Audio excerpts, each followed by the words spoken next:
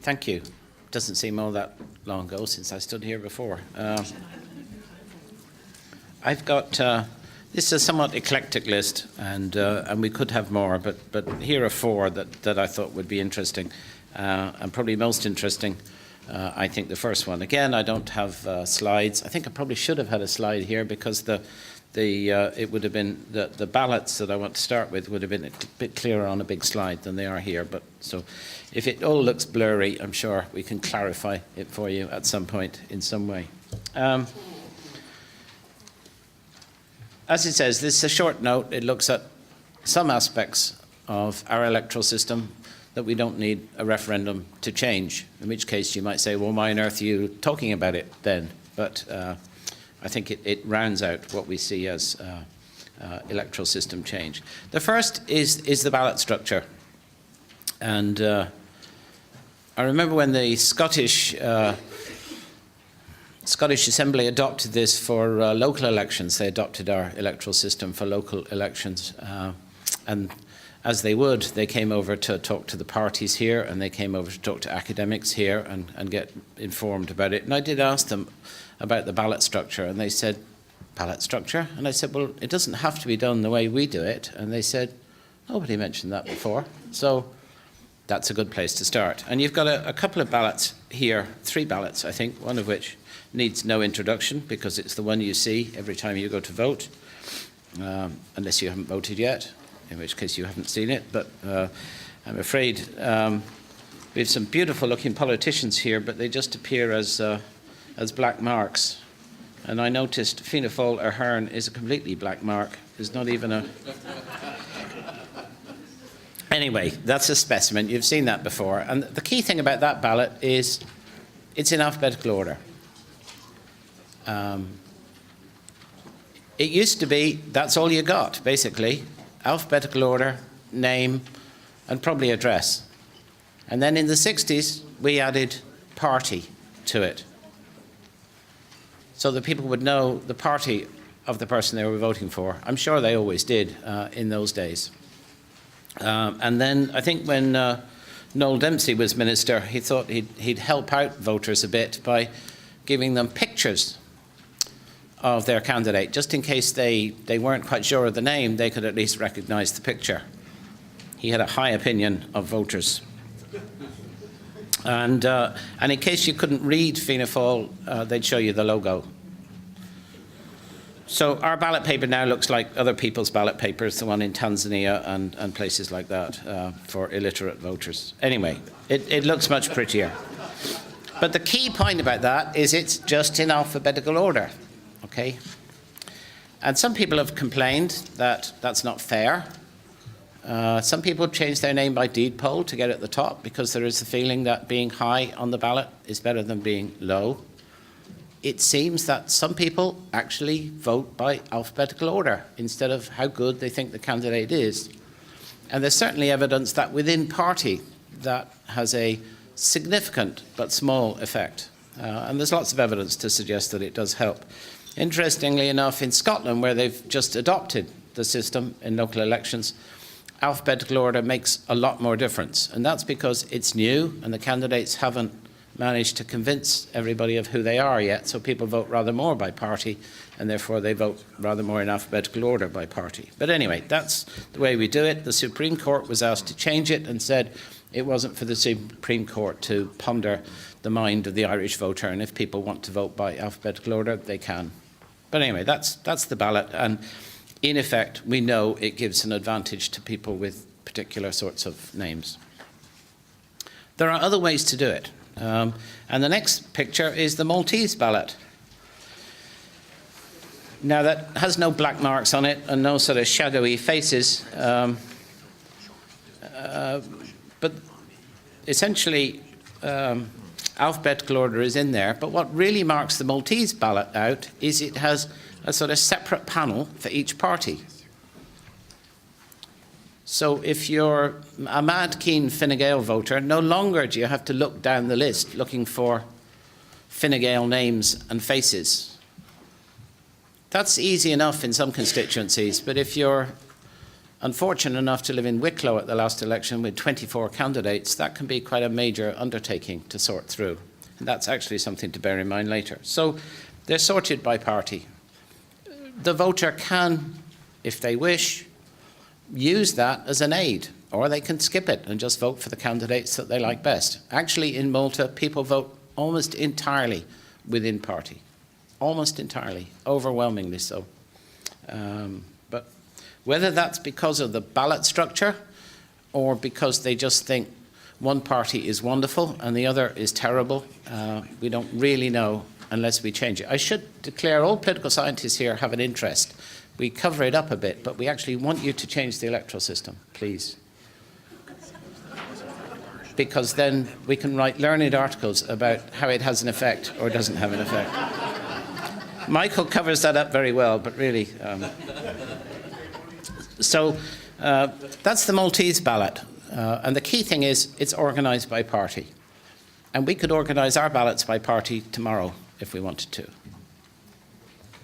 The third is the Australian one. And David is more of an expert on Australia than I am. But again, it goes across the page instead of down the page. Again, it's organised by party. The difference in the Australian one is if you want to say, I just can't be bothered which Fianna Fáil candidate gets in, I'll just tick, and that's all of them. You can do that. So you can sort of leave it up to everybody else to decide which Fianna Fáil candidates get elected, but vote for Fianna Fáil. Or below the line, as it says there, you can indicate all your candidates from 1 to 30 or whatever it is in order, exactly like ours. So the extra bit there is it does allow people to not have to bother to wade through 24 names, but just to tick party and then the decision of all the other voters who go to the trouble of indicating the candidates they like will decide who gets elected. But it ensures a support for the party. Okay. That's the first thing. We could change the ballot structure.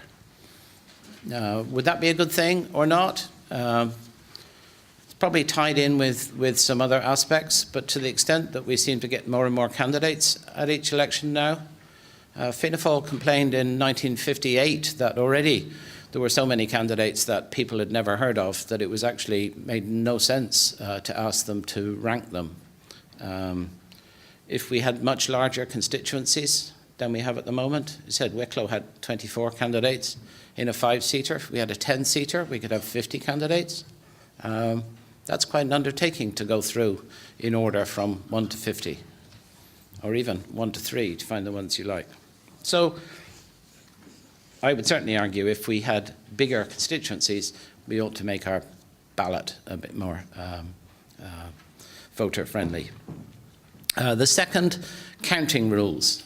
Now, only nerds are interested in electoral systems, and only nerdy nerds are interested in counting rules. So I'll be, and I'm not, frankly. So I'll be very brief on that. But the way we count a single transferable vote count is simply because that's the easiest way to do it. When the Seanad is elected under essentially the same electoral system, we actually count it a different way. Up north, they do it a different way. In Malta, they do it a different way. In Australia, they take all this very seriously, and they agonise about the right way to count things. But sure, we just do it the easy way with bundles. We could do it in ways which are more faithful to the underlying logic of the system. But to do that, I think we'd either have to take 4 times as long to count them, and that's fine because it's good television for a day. Maybe it'd be good television for 4 days. Or we need to count them electronically, probably by scanning in the ballots and counting them electronically, and then we'd have the result very quickly. I see Nora Owen is coming along soon. She'd be delighted. That's really all I'll say about that. But we could count them better. Strangely enough, when it was considered to bring in electronic voting, that was considered a step too far. Electronic voting was simple, but actually counting them in the way that it's recommended they're counting, that was a step too far, so that wasn't part of the legislation. Constituency sizes. it's really the government recommends to the Electoral Commission each time drawing up the boundaries how big the constituencies should be, and sometimes perceptions of partisan advantage has coloured that. In the main, they seem to get smaller rather than larger. They are 3, 4, and 5, as Michael said. The smaller they are, in principle, the less proportional the result is likely to be. And they are very small. They used to be bigger. Do we want 9, 10-seater constituencies where these would cross county boundaries? Probably cross many county boundaries. There would be many more candidates on the ballot. There would be many more you'd never heard of. But we would get a more proportional outcome. It depends how important the proportional outcome is as against the smaller constituency that perhaps people identify with, the sort of Leitrim issue. But that could do it. It would make it easier for small parties to win seats. It might make it easier for independents. I mean, the percentage of the vote you need will be smaller, but the number of votes you need wouldn't change, really. So where your vote would come from across a broader area, then a bigger constituency would be good. But if all your votes come from the little town you live in, then a bigger constituency is not going to help you. Finally, by-elections, and this did come up before. By-elections are, I think, in some way a little odd, because we elect a parliament at a particular time. That's the decision of the voters at a particular time. And by and large, that's always perceived as a party decision. And it's a bit odd for accidental reasons to come along and, when somebody dies, to replace them with someone from a different party. Moreover, in a system which is supposed to have proportional representation, which we claim, the by-election doesn't work by proportional representation. So in principle, if you represent a very small party and you die, it's very hard for your party to win that seat, unless it gets it out of sympathy, when the quota is going to be much larger, because it's a by-election. It's a single seat. Even if it's a 5-seater constituency, there's only one seat at stake. So the party needs to do an awful lot better to keep that seat than it had to do to get it, which just flies in the face of the logic of the system. There are ways around that. It would also mean you got replaced a bit quicker. Even with the Supreme Court decisions, by-elections are not held that quickly. If you could count back, as David said they do in Malta, or if you just took an alternate of the system. I don't think count back would work very well in Ireland because we don't have as many candidates from the same party. But if you just had an alternate, then it could happen the following Monday or whatever, and the people of the constituency would continue to be represented. So that's 4 things to think about, but please don't think about the counting systems for too long, because it will give you a pain in the head. Okay.